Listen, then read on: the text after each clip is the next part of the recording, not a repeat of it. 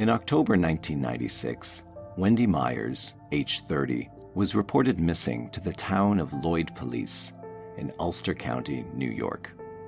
She was described as a white female with a slim build, hazel eyes, and short brown hair.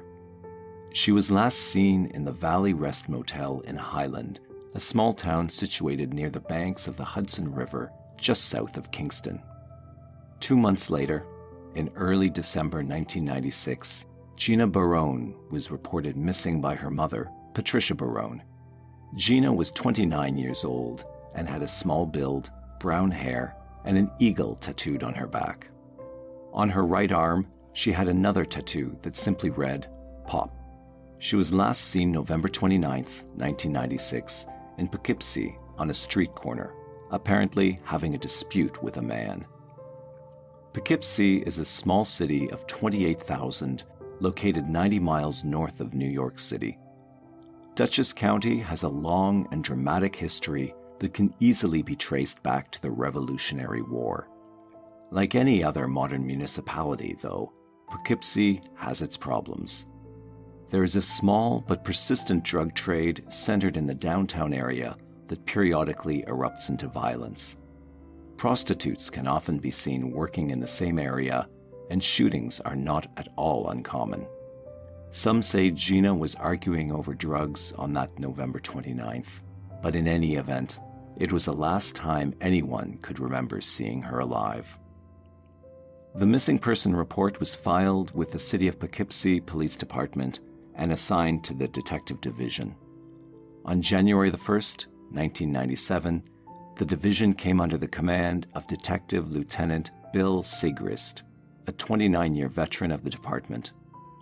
Although Wende Myers' disappearance was filed with the town of Lloyd Police Department, she was well known to Poughkeepsie police and frequented the downtown area of the city.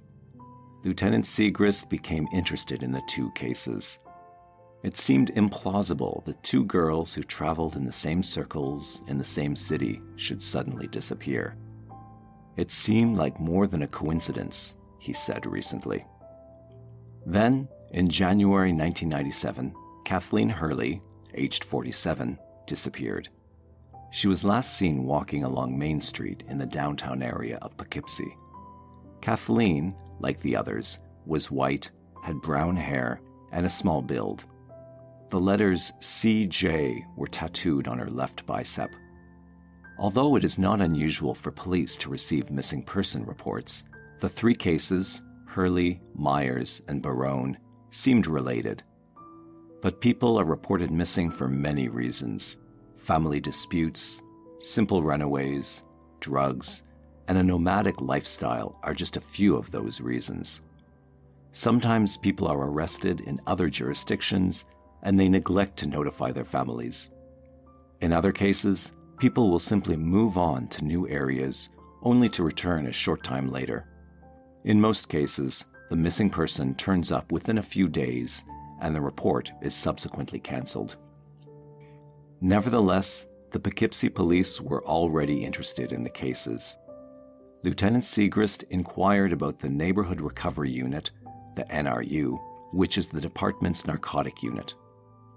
The NRU, like most police narc units, spends a lot of time on the streets and deals exclusively with confidential informants, drug dealers, convicted criminals, prostitutes, and other street dwellers almost daily. Usually, these units are a wealth of current information. The NRU reported back to Lieutenant Sigrist that some of the Main Street prostitutes were complaining of a local man who was rough with the girls and had been known to be violent during sex. He was Kendall Francois, who lived over on Fulton Avenue in the town of Poughkeepsie, just minutes from the city's downtown area. Lieutenant Sigrist, upon hearing this information, then contacted the town of Poughkeepsie police and inquired about Francois. They reported that Francois had recently been the subject of an assault complaint by a prostitute. Armed with this information, detectives decided to maintain surveillance of Francois's home at 99 Fulton Avenue. But after several weeks of watching the residence in January 1997, no new information was developed. One prostitute cooperated with the police and allowed herself to be wired up and meet with Francois. The girl worked her usual spots in the city's downtown area until Francois arrived in his white Toyota Camry. Although she had clear instructions not to get into his vehicle, the girl was able to engage Francois in conversation on several occasions. Police monitored these meetings, but again, no useful information was obtained. 2 months later, on March 7, 1997, a woman named Catherine Marsh was reported missing by her mother. Catherine was last observed November 11, 1996, also in the city of Poughkeepsie. 4 months had passed since she was last seen alive, which made her case very difficult to investigate. Like the other girls, she was white, small build, blue eyes, and brown hair. Her clothes and personal items were still at her apartment. Teletypes from across the nation were checked for recently discovered DOAs who had not been identified.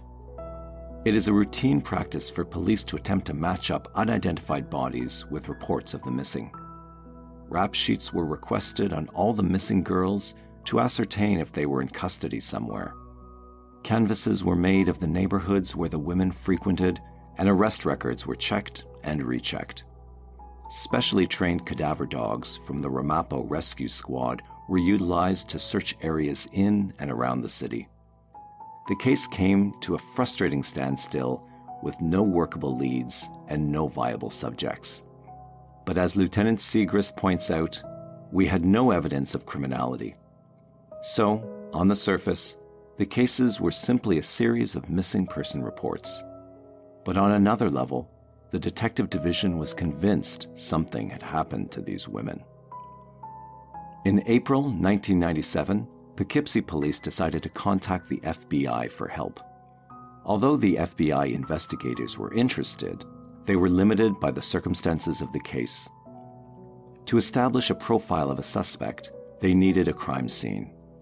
In this instance, there was no crime scene, and worse, it had not been established that a crime had even occurred. Simply put, there was not much the FBI could do. On October 9, 1997, Michelle Eason, 27 years old, was reported missing in the city of Poughkeepsie. She too was last seen in the downtown area, but unlike all the others, who were white, Michelle was an African American. She was also slight of build, barely 5'2" and 115 pounds. Then, just 1 month later, on November 13th, Mary Healy Giacone, 29 years old, was reported missing. But this report was initiated by the police. Mary's mother died in October 1997. Mary's father, a retired New York State corrections officer, came to the police to ask for help in locating her so he could give Mary the bad news. But police soon discovered that Mary was last seen alive in February 1997 on the same Poughkeepsie streets as some of the others. And like all of the others, Mary was small, 5'4" and weighed 110 pounds. Police increased their efforts in the case. The similarities between the girls were striking. All the girls lived in or near Poughkeepsie. All had the same physical build. Several of the girls had been arrested for prostitution, and most did not have regular contact with their families. But all shared one common bond.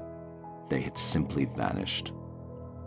For the next few months, the police tried many different tactics to locate the missing women. Helicopter searches were made of the Dutchess County area by air. State police searched the Hudson River and municipalities along the shore on a regular basis. Police informants were pressed for any information on the case. Hundreds of people were interviewed. With no hard evidence and no bodies, police were stumped. Although they realized the suspicious nature of the disappearances, the investigation was at a standstill. But there was an ominous feeling among the detectives. Former FBI profiler Greg McCrary told the Associated Press that the disappearances were well beyond suspicious. And because some of the women were prostitutes, made the situation worse because prostitutes get into cars with just about anyone. To complicate the situation further, different suspects continuously drifted in and out of the case. One man from the South, who had arrived in the Poughkeepsie area in the summer of 1997, became a suspect when it was revealed he was a convicted rapist and also a suspect in an unrelated missing persons case. Almost to the very end of the case, this individual was considered a major suspect in the disappearances. Another city resident came to the attention of the police when prostitutes said that he was very rough with the girls during sex. In June of 1997, another local man was arrested for the rape and assault of a Poughkeepsie woman. Later, he was found to be in custody during the disappearances of the first 3 women.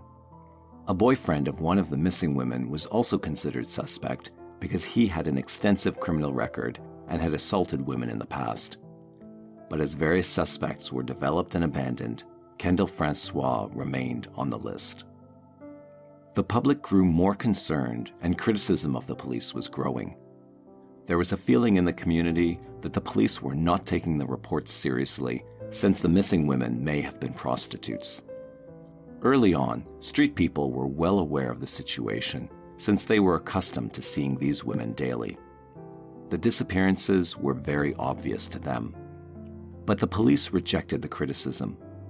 Lieutenant Segrist said, "These girls don't have set schedules. It took time for the families to realize something was wrong, and then they even thought for a while they might turn up." By the time the stories began to appear in the newspapers, the city of Poughkeepsie police had already worked the case for more than 8 months. Of course, the public could not be told of the details of that investigation, so the police had to take the criticism mostly in silence. In early July 1998, Poughkeepsie police decided to interview Francois about the missing women. They staked out the Francois home at 99 Fulton Avenue and soon discovered that Francois had a routine that he often followed. In the morning, he would take the family car, drive his mother to work at a nearby psychiatric center where she was a nurse, drop her off, and then return to downtown Poughkeepsie where he would cruise the streets. On one cold morning, Lieutenant Segrist and his detectives pulled over Francois and asked him to come into the police department for an interview. Francois, who had a calm and respectful demeanor, readily agreed and drove his car over to the police station. Francois was interviewed over several hours and answered all questions police asked of him. Of course, police still had no concrete ideas exactly what had happened to the missing girls and no clue where they could be found. But Francois was easy to talk to and cooperative. The police, however, were not convinced.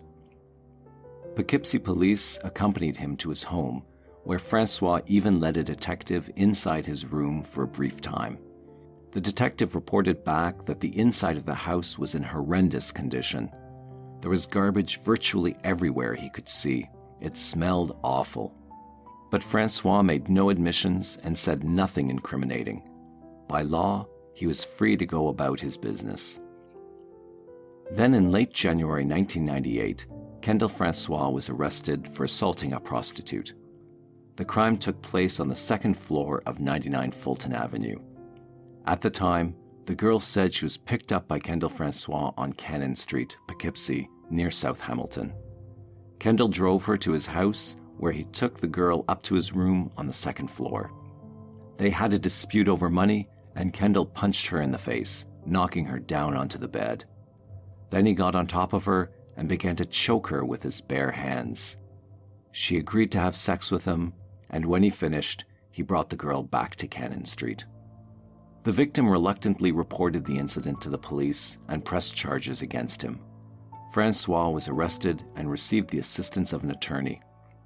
Later, on May 5th, he pled guilty to third-degree assault, a misdemeanor, in city court. He spent a total of 15 days in jail. On June 12, 1998, Sandra Jean French, aged 51, disappeared. She was white, 5 foot, just 120 pounds, hazel eyes, and a very slight build.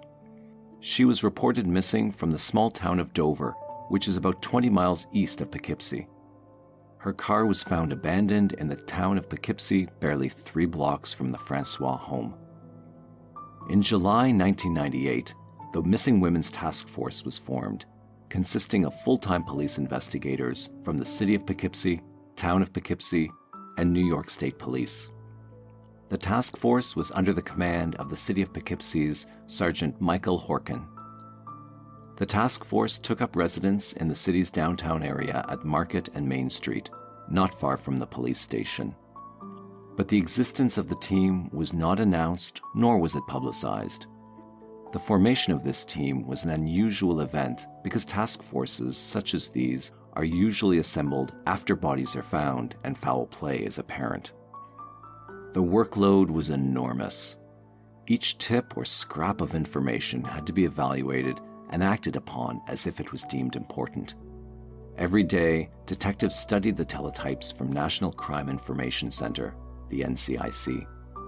These teletypes originate from every police municipality in the nation and report on every single unidentified body in America 365 days a year. Attempts to match up any of the girls to the reports were fruitless. Many on the investigative team were convinced that the girls were already dead, the victim of some unknown serial killer. Others were not so sure. But the task force was ordered not to talk about any details of the case, an essential point to any successful police investigation. The need for confidentiality is paramount in murder investigations, more so in a multiple homicide.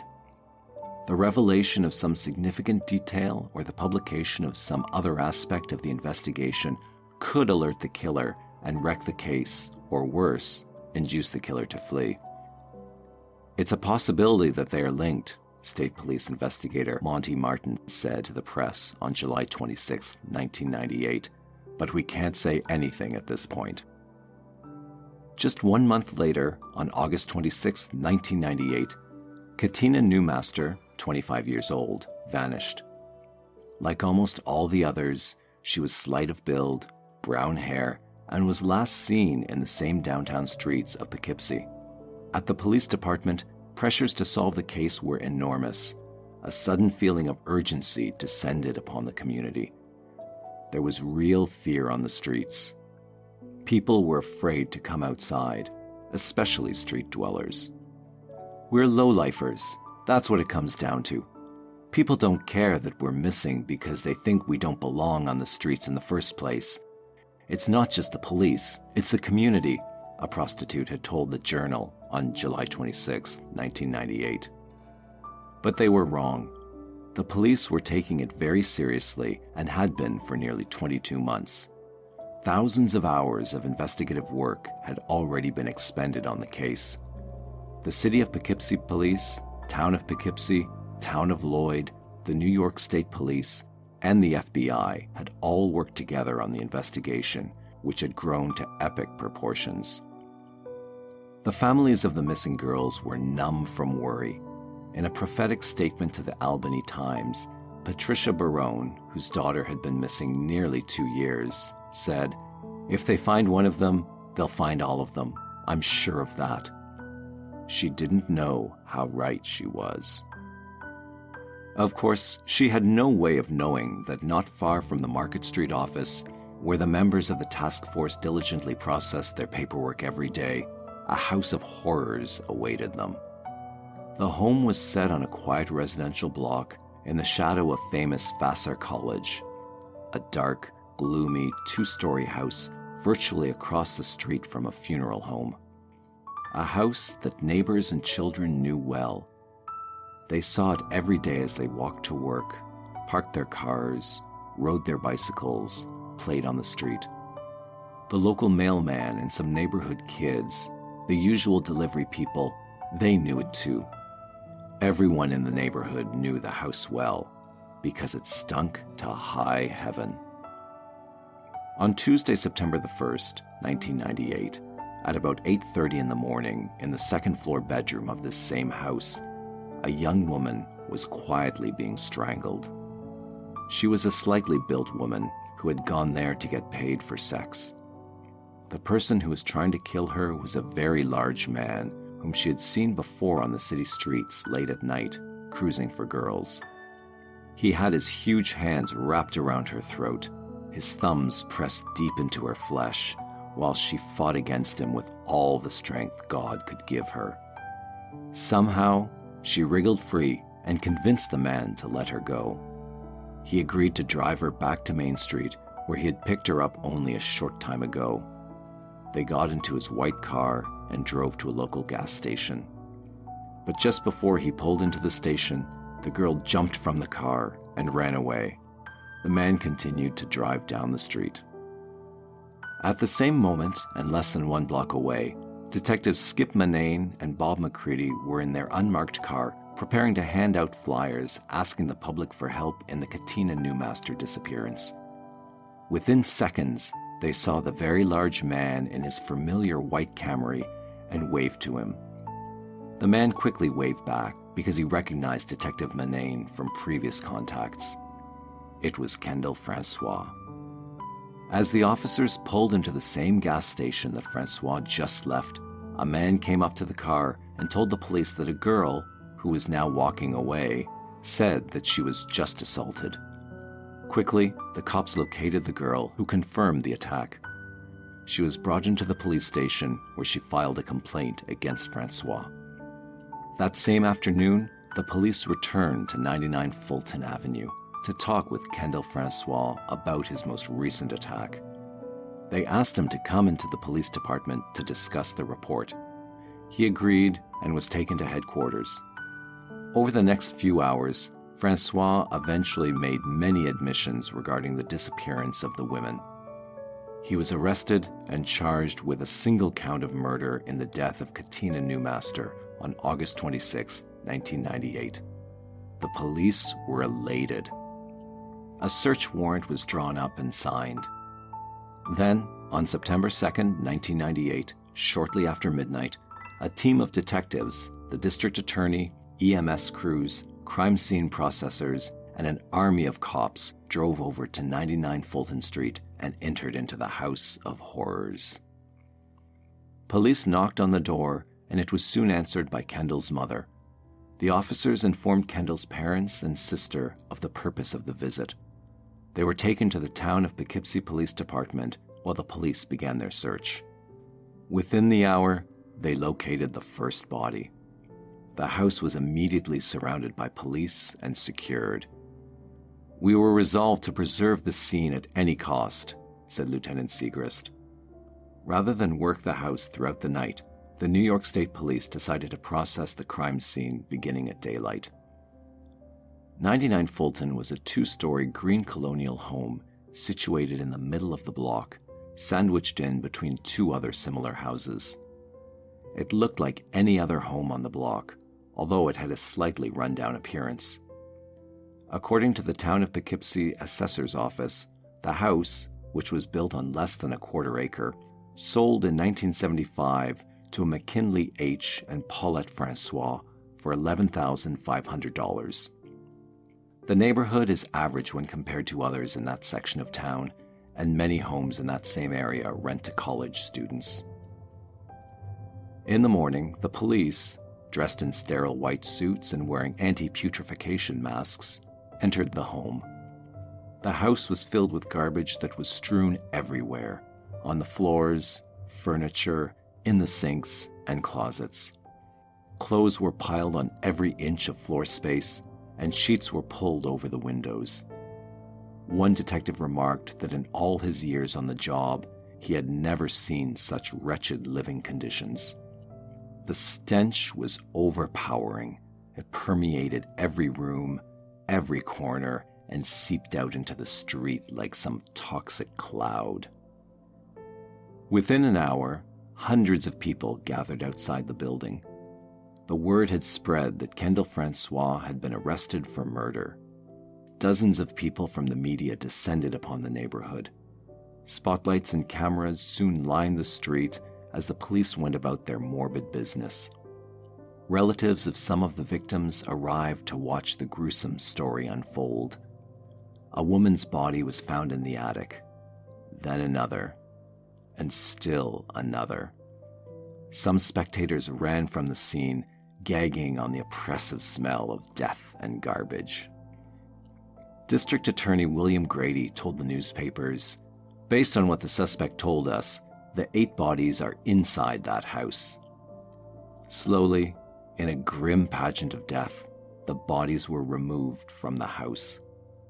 The corpses were in various states of decomposition, some far advanced beyond the putrefaction stage. Insect activity was widespread, and there were indications of rodent presence. The bodies were located in several different areas of the structure, often covered with clothes or blankets. The New York Daily News said, when cops went to the green, aluminum-sided house at 99 Fulton Avenue, they were nearly bowled over by the stench of rotting flesh. Detectives knew that it would be days before identifications could be made. Estimates of time of death in such cases are difficult, if not impossible, to determine. There is only one rigid rule. The longer period between death and the estimate, the more inaccurate the estimate will be. Also present in the growing crowd on Fulton Avenue was Patricia Barone, mother of Gina Barone, who was reported missing back in December 1996. Mrs. Barone stood bravely with her family, but she was prepared for the worst. In my head, I'd come to terms with it. I had a feeling she was gone all this time. I always felt that when the good Lord thought I was ready to hear it, I'd hear it, she told reporters from New York Times. Over the next 5 days, the police investigators continued their search for bodies and evidence. The crowds got bigger. The media was everywhere. Relatives of victims gathered outside and held vigils in remembrance of their loved ones. On September 5th, the 8th and last body was removed from the Francois home. By then, the first body found was identified as Katina Newmaster, the last girl to be reported missing. Identifications of Gina Barone, Sandra French, and Catherine Marsh quickly followed. A few days later, Wende Myers, Kathleen Hurley, and Mary Giacone were also identified. Police made another gruesome discovery. One body, later identified as Audrey Pugliese, age 34, was from New Rochelle, New York. She had not been reported missing. How she came to be inside the house, no one knew. Only the enigmatic Kendall Francois could provide a clue, but he wasn't talking. Kendall was charged with second-degree murder on the morning of September 2nd. Represented by an attorney, he would not make any further statements. But he was well known in the city of Poughkeepsie. One prostitute told the Journal, "Most of us knew him. We did crack together." Kendall Francois was born in the city of Poughkeepsie and grew up on Fulton Avenue. He attended Arlington High School, where the 6'4" teenager played football on the school team until he graduated in 1989. He joined the Army in 1990 and went to Fort Sill, Oklahoma, for basic training. In 1993, Kendall attended class at Dutchess County Community College as a liberal arts major. He studied as a student on and off until 1998. Although he was not working at the time of his arrest, he did have several jobs in the past. Kendall was employed at the Arlington Middle School, which is a few miles from Fulton Avenue, from 1996 to 97 as a school monitor. Some teachers at the school complained about Kendall's behavior, especially toward the female students. He often inappropriately played with the girls, touching their hair and telling sexual jokes. Although he had a clean record at the middle school, children had a strange name for Kendall. They called him Stinky. During the period surrounding the disappearances, Kendall Francois lived at home with his mother, father, and younger sister, who continued to deny any knowledge of the killings. Many people wondered how the parents could not have known what was going on, especially Kendall's mother, who was employed as a nurse for many years at the Hudson River Psychiatric Center in Poughkeepsie. Surely, at least she would have suspected. But it was reported that Kendall had told his parents a family of raccoons had died in the attic and he was having trouble removing the carcasses. This explanation seemed to suffice. In a statement issued through their attorney, the family had this to say: "We find ourselves plagued by unimaginable circumstances. Our youngest son is suspected of committing grave offenses from which his life hangs in the balance. We have virtually lost everything, been dispossessed of our home, and cast into the street with only the clothes on our backs. The family requests that under these extraordinary circumstances, the public and media respect the only two items we have now: our privacy and personal respect."